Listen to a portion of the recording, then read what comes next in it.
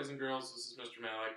I'm so excited that you've taken the time to join me for a story today. I'm going to read a story to you that I know I read it every night at home with my daughter. She really enjoys it, and I think you will too. So the title is Giraffes Can't Dance.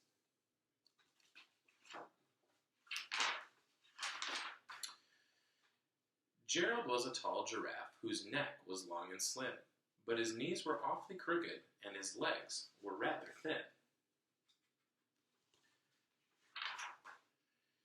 He was very good at standing still and munching shoots off trees, but when he tried to run around, he buckled at the knees. Now every year in Africa they hold the jungle dance, where every single animal turns up to skip and prance. And this year, when that day arrived, poor Gerald felt so sad, because when it came to dancing, he was really very bad.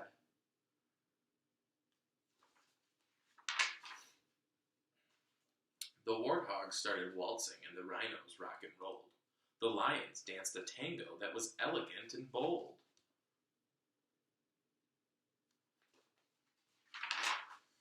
The chimps all did a cha-cha with a very Latin feel, and 8 baboons then teamed up for a splendid Scottish reel. Gerald swallowed bravely as he walked toward the floor, but the lions saw him coming and they soon began to roar. "Hey, look at clumsy Gerald," the animals all sneered. "Giraffes can't dance, you silly fool. Oh, Gerald, you're so weird."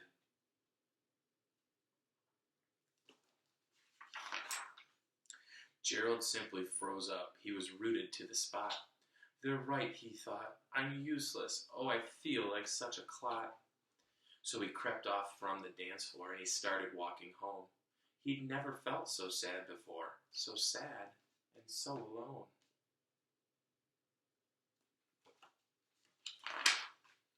Then he found a little clearing and he looked up at the sky. "The moon can be so beautiful," he whispered with a sigh. "Excuse me," coughed a cricket who'd seen Gerald earlier on, "but sometimes when you're different, you just need a different song."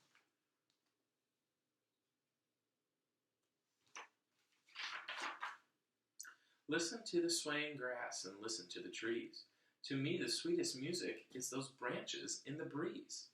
So imagine that the lovely moon is playing just for you.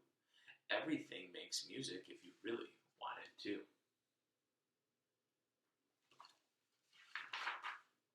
With that, the cricket smiled and picked up his violin.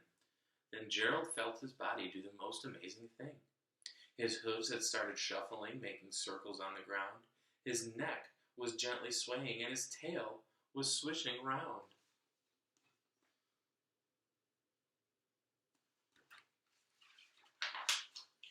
He threw his arms out sideways, and he swung them everywhere.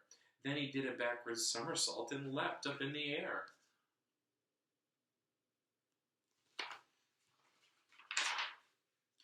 Gerald felt so wonderful, his mouth was open wide. "I am dancing, yes, I'm dancing, I'm dancing," Gerald cried.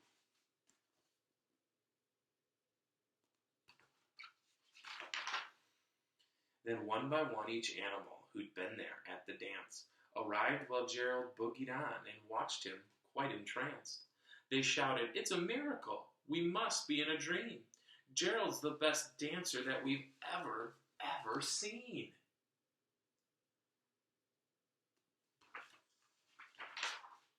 "How did you learn to dance like that? Please, Gerald, tell us how." But Gerald simply twirled around and finished with a bow.